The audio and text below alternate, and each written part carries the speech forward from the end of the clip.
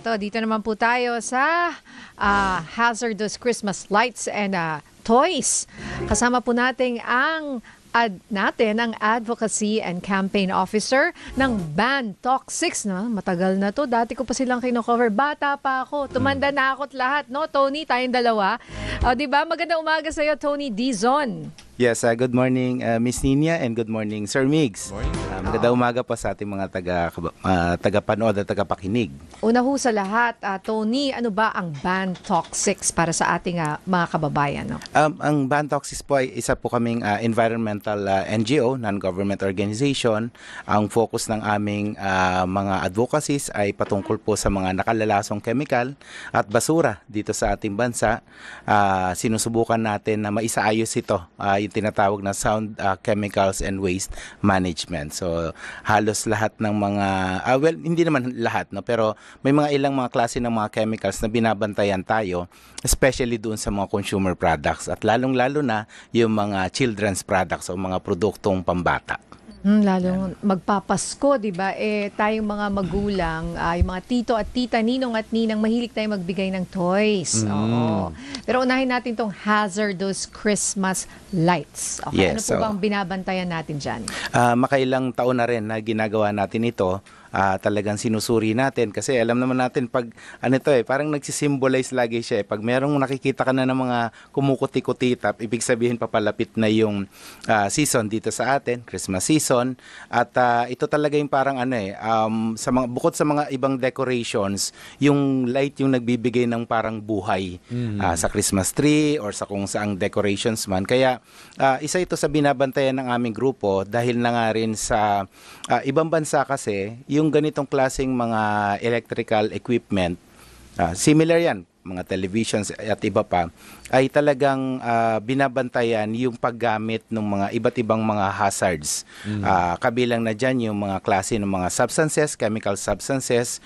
In fact, sa ibang bansa, sa EU or sa US, even then, ay meron tinatawag na restriction on hazardous substances. Ibig sabihin, dapat po yung mga electrical and electronic equipment natin ay dumaan na doon sa international standards or standards na meron. Ibig sabihin, hindi na halos gumagamit ng ganitong klaseng mga chemicals. May mga alternative o substitutes na sila. At yan yung isa sa, kumbaga, yung kategorya nitong mga Christmas lights ay pumapasok doon.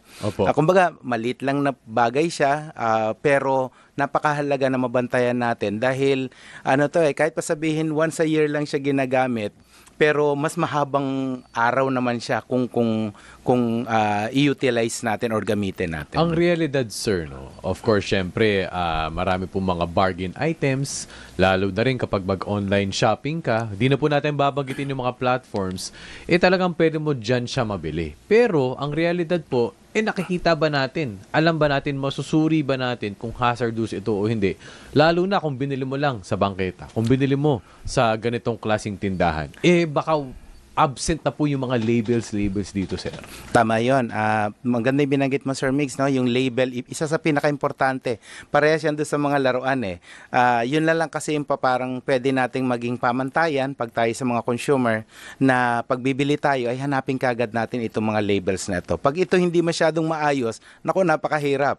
Katulad niyan, may mga ilang nabili tayo, halos nakabalot na lang ito sa plastic, wala talagang proper labeling. Dahil sa mura, alam mo na, yun lang abot kaya ng budget natin, talagang tatangkilikin ng mga tao. So napakahalaga talaga nung label at dapat dito sa label na to, pag pinag-uusapan natin yung Christmas lights, ang isa sa binabanggit sa atin madalas ng Department of Trade and Industry, hanapin natin yung product standard mark at ICC sticker. Ito ibig sabihin, ito na yung dapat makita natin sa ganitong mga electronic and electrical equipment na dumaan, pag merong sticker na to ay pumasa doon sa standard na meron tayo. Opo. So ngayon, sir, again, reality check din. Sabihin po natin kapag may mga ganyan pumasa po sa mga testing, syempre po may premium yan, di ba? Saan po natin nahanapin yung balance ngayon? Na syempre, meron akong budget, pero gusto ko yung safe ako. Tama yun. Yun yung medyo tricky, no, sir? Tricky. Kasi dahil nga sa kadalasan, nandun sa papunta sa mahal. Opo. Yung medyo may papunta, kung gusto mo ng safe, rehistrado, notified yung produkto, mapupunta ka talaga dun sa mahal. Yun yung isang dahilan kung bakit napakahalaga na patuloy dapat na ina-announce. Halimbawa, dito sa atin dapat meron na tayong listahan ano ba yung mga klase ng mga ano-ano yung mga klase ng mga Christmas decorations or Christmas lights na pumasa doon sa listahan ng DTI.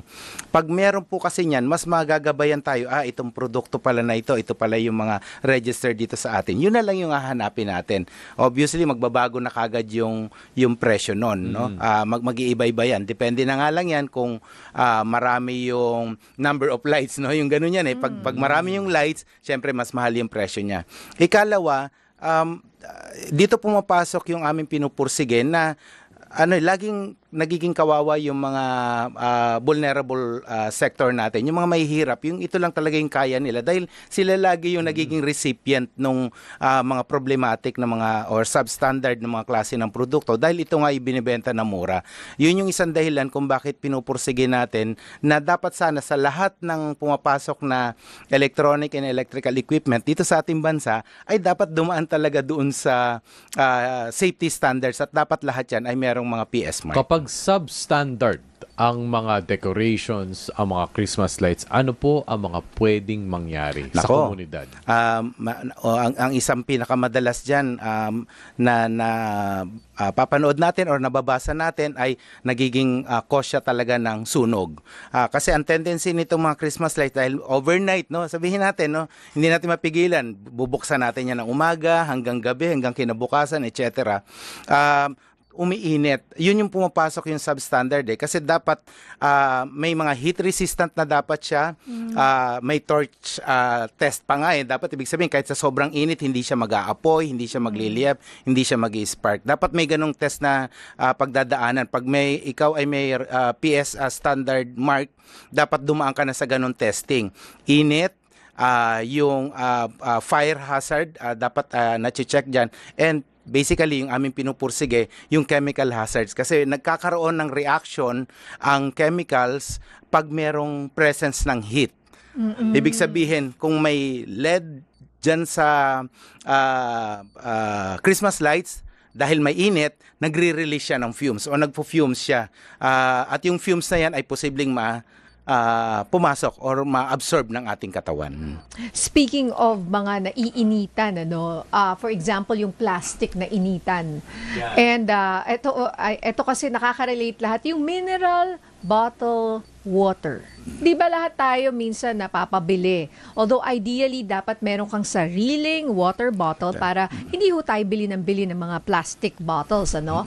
But pag naiinitan yan, di ba? Alam ko na pag-usapan natin, naiwan sa kotse and all that. Di ba medyo nagli-leach or lumalabas yung mga chemical dun sa plastic? Tama yun. May iba-iba kasing category yung mga plastic natin. Akala kasi natin yung bottle or PET bottle, pag tiningnan mo sa ilalim, di mo madalas ganito, tingnan mo, may nakikita ka na parang number. Yung number nun, hindi naman ibig sabihin yun yung number of use. But rather, yan ay part nung kategory ng klase ng plastic na dapat nating maging aware tayo. Yung ganun po, lahat yan ay disposable, meaning talagang after one use, you have to dispose it. Hindi mo siya pwedeng gamitin uli. At kasi ano siya yung klase ng materialis na ginamit doon ay hindi talaga siya for reuse. Yes. So, may nakalagay dyan, number 1, number 2, number 3. Yeah, explain nyo nga very quickly. Yung mga numbers na yan ay ang ibig sabihin yung klase ng ingredients ng plastic na ginamit. Yung sinasabi natin na pwedeng i-reheat or i-reuse, dun pumapasok yung number 7 na tinatawag, no? Yung merong may BPA, may klase ng chemical na anti-heat, anti-corrosive, hindi siya masisira, hindi siya magde-deform. Ang problema ng chemicals na yun ay delikado. Kaya nga yung sa mga feeding bottles, may makikita tayo BPA-free. Kasi ibig sabihin, kasi iniinit mo yan. Iniinit mo kasi siya. Iba so, diba? kahit anong init niyan, kahit mataas, kumukulo, hindi siya nade-deform. Kasi yung chemical na ginamit nun ay para sa ganon. Unfortunately, lahat po ng plastic products natin ay nagli-leach. Ibig sabihin, somehow, somewhere, nagkakatas siya, naglilit siya. Kaya nga minsan nagkakaroon ng parang deformities o kaya nagbabago yung kulay. Dati kulay medyo parang yellow siya tapos nagiging parang clear na siya o kaya very bright yung kulay ng plastic na yun and then nawawala na yung kulay kasi nga nagre-release talaga siya over a period of time. At yan ay sabi nga paano na-absorb sa katawan? Of course, syempre ginagamit natin yun eh. Tayo gumagamit, kinakain yan, pumapasok sa ating bibig, pumapasok sa ating katawan, especially sa mga bata. So remember 7. Yes, 7 po 6, yung pinakadelikado. 7, ganun. PVC siya, 7 po. number 7, yan yun. Anong magic number, sir? Anong Actually, lahat kasi isa sa aming campaign talaga, as much as possible, iwasan talaga yung lahat ng numbers ng, ibig sabihin, lahat ng materyales na pinagagamitan sa pag-produce ng plastic dahil nga puro po lahat ay chemicals yun. At saka BPA-free dapat. BPA-free dapat, Oo. Yes, Yeah, BPA-free, BPA-free, number At saka 7. pag malambot, di ba? Pag medyo malambot, nga. nadideform Yan. agad, it Oo. means madali ho yan Number, mag-leach. kung hindi ako nagkakamali, 5 or 7 din siya. PVC naman ang kategorya noon. Mas mababa. Yung PVC kasi, ito yung klase ng chemical na inilalagay mo naman, parang phthalates po. Inilalagay mo sa plastic, isinasama mo sa plastic para lumambot siya. Kaya merong mga squeaky toy, merong mga parang pinipisil-pisil na klase ng mga toys. Plastic siya pero nilagyan ng ganitong klaseng chemical Para lumambot. lumambot siya. Oo. Masama rin ba yun? Mas delikado 'yun. Mas naku, delikado mahilig 'yun kami sa kasi mas ano squishy. 'yun eh. Mahilig diba? kami sa squishy. Yeah, mas delikado 'yun. Pero hindi naman porket squishy, di ba? Dapat lumabas yung ano nun. Paano magiging delikado? Still the same pa rin yun. Sa isang tropical country katulad natin, na yung humid ay ganun ka-sustain, talagang nagli-leach at magli-leach yan. Somewhere, somehow. At ang pinakadelikado niyan ay, syempre, ano yan kumbaga, chemical releases na ma-absorb ng ating katawan. Alright. And Okay. lastly, pinaka-toxic na kulay pag nakita mo na maaring may lead. Dapat tandaan nyo to mga ninong at Yes, ninang. oo. Avoid these colors. Ano yun?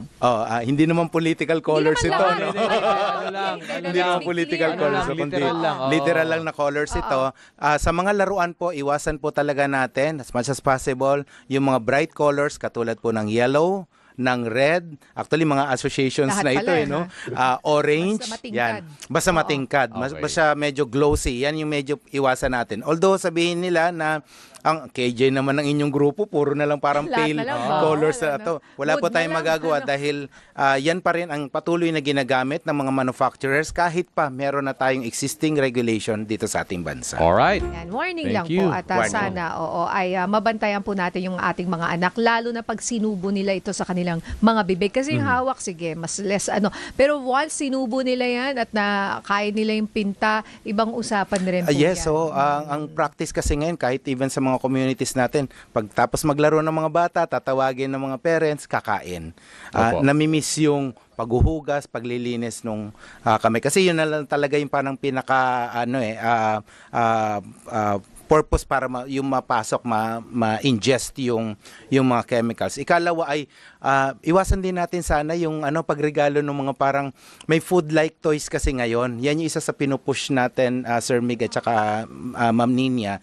Yung food-like toy, parang kala mo talaga siya pagkain. Papakain ka eh. Made out of plastic siya, medyo soft. Tapos pag nakita yan ng mga toddlers, akalain niya parang pagkain, kakain at kakagatin niya. So, Oo. delikado po yun. So iwasan po natin yung mga mukhang totoong pagkain na laruan. Naku, ang dami naming natutunan sa inyo ngayon, Sir Tony Dizon. Maraming salamat po sa inyong serbisyo. Maraming Thank salamat you. sa inyong programa at sana magpatuloy kayo na makapagbigay tayo ng impormasyon, kaalaman Yes. sa ating mga kababayan. Maraming salamat po. Yan po si Tony Dizon, ang ating Advocacy and Campaign Officer, kaibigan mula po sa Ban Toxics. Thank you po.